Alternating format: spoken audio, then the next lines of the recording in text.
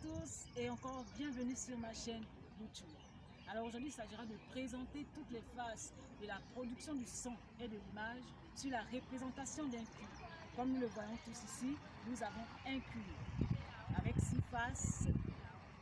Comme première face représentée par la lumière. La lumière ici est un élément essentiel de la prise de vue, car comme le mot cinéma lui-même veut dire, écrire avec la lumière. Lorsque nous avons assez de lumière, alors notre sujet est surexposé.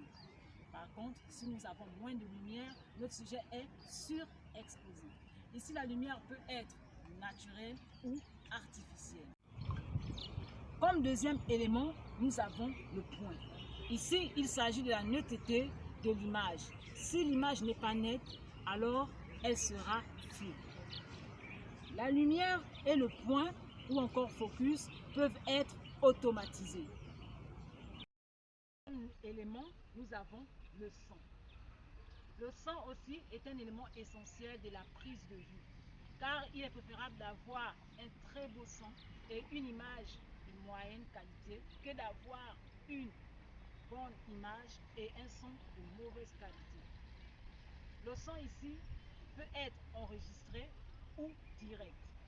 Direct, le son est enregistré en même temps que l'image, alors qu'enregistré, le son peut être enregistré et combiné par la suite à l'image.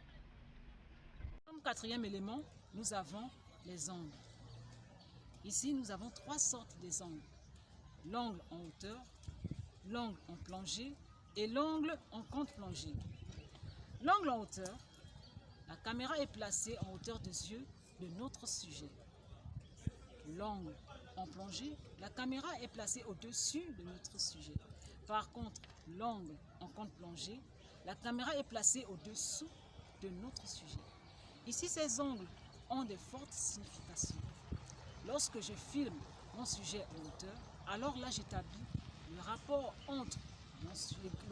d'égalité entre mon sujet et le téléspectateur.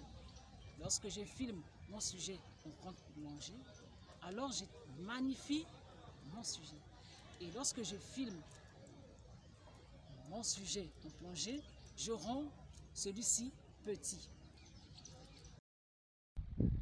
Comme cinquième élément, nous avons les mouvements de la caméra. 2 sortes de mouvements.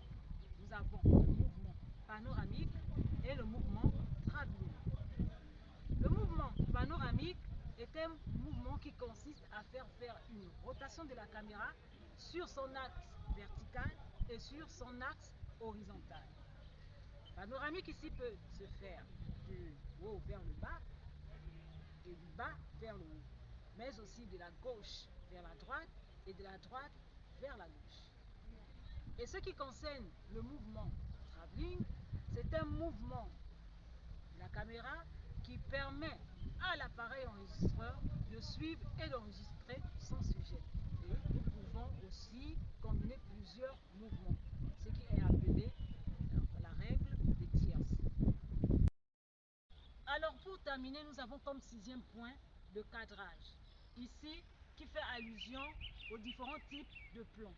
Nous avons le très gros plan, le gros plan, le plan général, le plan américain, le plan rapproché poitrine, le plan rapproché taille et le plan d'ensemble et demi-ensemble.